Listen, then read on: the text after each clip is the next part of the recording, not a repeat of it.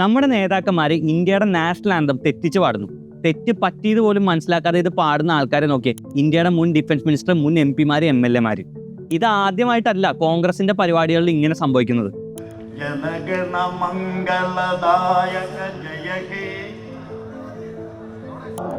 യമുനാ ഗംഗ ഉജ്ജല ജലധി തരംഗ ജനഗണ മംഗളദായക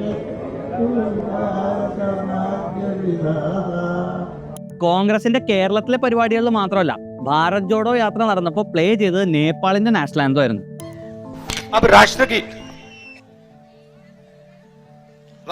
शुरू कर.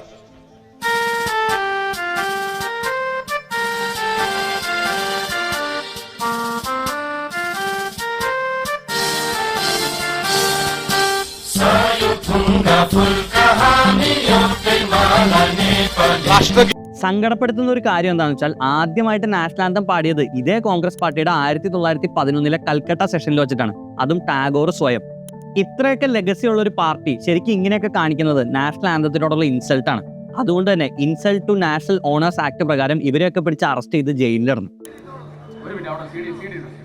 ശരിയാ, അറിയില്ലെങ്കിൽ പാടി തെറ്റിക്കുന്നതിന് പകരം CD ഇടുന്നത് തന്നെയാണ് നല്ലത്. പക്ഷെ CD ഇടുമ്പോൾ നേപ്പാളിലെ നാഷണൽ ആന്തം ഇടാണ്ട് നമ്മുടെ നാഷണൽ ആന്തം തന്നെ ഇടുന്നു.